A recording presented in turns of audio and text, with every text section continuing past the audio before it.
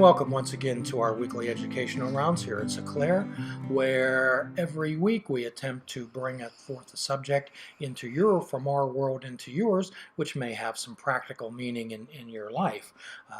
So before we begin, I'd like to ask everyone to reset their clocks to Buddhist Standard Time, which is the present moment. And I'd like to ask Riva, where are we, Riva?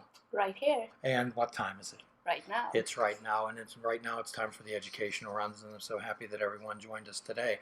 And my name is Jim Ellermeyer. I'm a behavioral health therapist here at Sinclair, an integrative holistic psychiatric facility in Delmont, Pennsylvania, with Dr. Safdar Chaudhry as medical director. And today I'm joined by two of my colleagues, and on my right would be Umaima Wajid. I'm a medical graduate and I'm doing my externship here at Sinclair.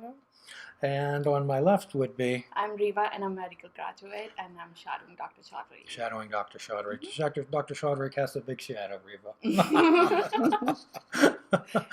Teasing me. So I understand that what we're dealing with today, everyone has crises in their life. And crises are viewed from different perspectives, are they not? When some person knocks over a cup of coffee on the table, it may be, oh my, I'll go get a rag. And to another person, it could be tragic, tragedy. So you were mentioning to me about a recent cataclysmic event that happened in the world. Riva, could you share that with us? Yes, I was talking about Nepal earthquake, which occurred on April 25th, I believe. So more than 5,000 people died and around 15,000 people got injured. And with that, there was avalanche at the Mount Everest. I believe 19 people died in that as well. So this was a disaster of monumental proportions. Loss of life, loss of home, family, perhaps livelihood, a lot of health concerns. Were you aware of that, Alana? Yeah. Okay. Okay, great. So for responders, and what we call responders, when we think of responders, we think of emergency medical technicians, the people who come in the ambulances. We think of police officers. We think of firefighters. We think of military individuals. But quite often, it can be first responder can be you, or any of you out there. So rather than some of the do's, Umaima, what would be some of the things that we would encourage people not to do? Do not self-deploy. So what does that mean? I think it means that self-deployment. Right, sure. So if you find out that somebody's just was diagnosed with cancer, if you find out that somebody's partner or parent or child just died, or some type of loss, does that immediately assume that we should go there? Does that immediately assume that we should go there? No. No. How come? Well, I think sometimes it takes time to recover from those feelings and let that person sit for a while with those emotions. And we may not be the best equipped people to be there at that time. Number one, were we asked to go? So what else are some of the things we do not do? We should not assume that everyone who would have experienced a crisis situation or a disaster, he wants or needs to talk to us. Absolutely. So what does that say? That not everybody who experiences these type of events ends up with a type of disorder, ends up with, let's say, post-traumatic stress disorder. Not everyone does that. Some people have more layers of resiliency and are more able to handle these type of situations than others. What else do we not do? We should not assume that all individuals are traumatized. Absolutely, we can't go to someone and assume that they're traumatized. Okay, we can't make something. So what are some of the things we do? We should make ourselves visible and available for them. Yes. So quite often, what that means, Riva, Umaima, is being available, just being a presence. Okay, being a presence, being there. sometimes means a whole lot more to people than what words can say. When someone says stuff suffered a loss, a catastrophic event, are there really any words that can be said that can cure or ease that situation in the moment? Perhaps just your presence, the presence of another human being. Okay, what else do we not try to do, Amana? We should not try to lead the individuals, and we should let their needs guide us. Absolutely, absolutely. So we would go to someone and say, Mhm. "Well, you need to do this. You need to do that." Let's Mhm. let them have their voice. Exactly. Do we need people let people have their voice and let them Absolutely. express their concerns? Let them express their feelings. And earlier, Reaver, you were talking to me about what one of the most important things that an individual can do with another human being. It's listening. Talk to us about Mhm. that. I think in those situations there are no words that can heal other person. It's just you have to be in with that person to support them. And one of the best thing you can do is to listen to them, what they want, what their needs are, and that's all you can do at that moment. Mhm. Absolutely. So, in the time that you've been here at Seclair, which is a mindfulness-based practice on MyMa, tell me some of the things that you've picked up on about active listening. Tell me about your sessions with Dr. Chaudhary. Um, the patient used to start feeling comfortable as we kept on listening to them, and they felt that they could share most of their emotions with us, and that way they would feel much more relieved by Mm-hmm. sharing their distress with us, and because we are actively listening to them. Sure.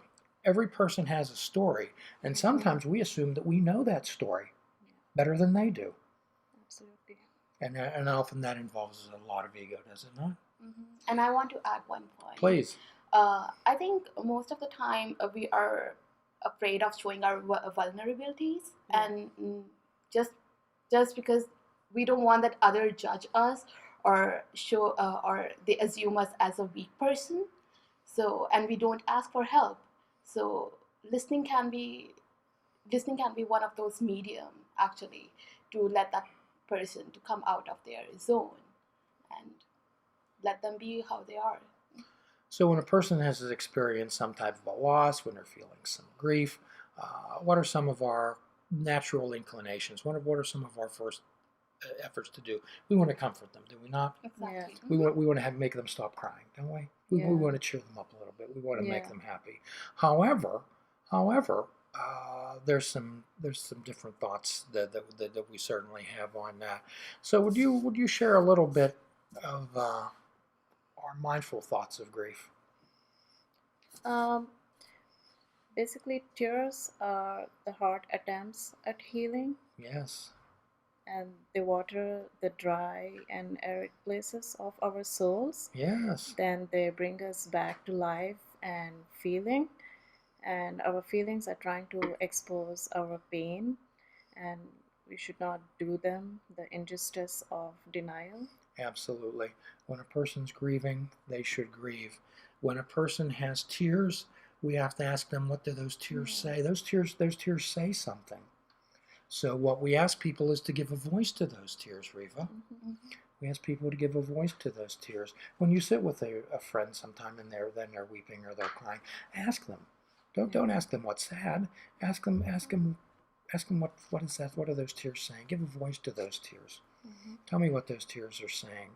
So the idea there's dry and arid parts of our body. There's dry and arid parts of our soul, and quite often the tears are our feelings coming out. And feelings are so very important. And attempting to deny feelings is a pretty tough Yeah. thing. Pretty Mhm. tough thing. So what we want to do is, first of all, we want to we want to contact these folks. We Mhm. want to engage, and engaging simply can be simply sitting with people. We want to make an active effort in providing safety and comfort. Mhm. We want to assure, even holding someone's hand and telling them, assuring them, you're with me, you're with me, you're with me, you're safe. Let's breathe together. Let's just breathe together. When people can hold their hand and just breathe together. So we want to provide practical assistance with them. One of the worst things we can do is tell somebody that everything's going to be okay, that everything's going to work out. Oh yes. As it may not. Yes. Uh-huh. It may not. Absolutely. It may not work out okay. So we want to have something in our bag where we have community contacts. We can refer them to the social infrastructure. We can provide them with, here's the name of the Salvation Army, here's the name of some grief counselors, here's the name of a food bank, here's the name of the Department of Public Assistance. Have all these things with you. If someone asks you and says, well, what should I do? And if you look at them and says, well, gee, I don't know. The idea would be to have those resources with you and have them handy, okay? And provide them linking with collaborative sources, okay? We can't handle this all by ourselves. We need to be linked in with other individuals. So, would you talk a little bit about how we deal with emotion regulation? I think you cannot control those emotions. You have to just sit with them and observe them without being judgmental about it. That's what is mindfulness, and that's what we teaches over here as well. And next thing you can do is try to recognize those emotions and label them. Tell us what you mean by that, Riva. Like, if it is sadness, or if it is anger, or if it is frustration, whatever you are feeling, just label them. So, and try to recognize what you are feeling. So if you were labeling your emotions, what would you say to yourself? Right now, I'm feeling anxious. You're feeling anxious. So you can tell yourself, I am feeling anxious. Or you can tell yourself, I'm feeling angry, or I'm happy, or I'm sad. How often do we try to distance ourselves from emotions because we don't want to feel them? We try to block them out. However, unless we're able to identify and label what we're feeling, we're not going to be able to deal with them. We're not going to be able to deal with them. And that's when we quite often get into an emotional mind. I understand that Dr. James Gordon was on, someone told me was on, I got an email, he was on 60 Minutes not too terribly long ago. I was fortunate enough to meet him a few years ago, and he takes rescue teams into refugee camps like in Syria and the Gaza Strip and in Africa, probably over to Nepal, places like that, to help provide some psychological first aid to these particular individuals. So my good thoughts go out to Dr. Gordon, wherever he may be today.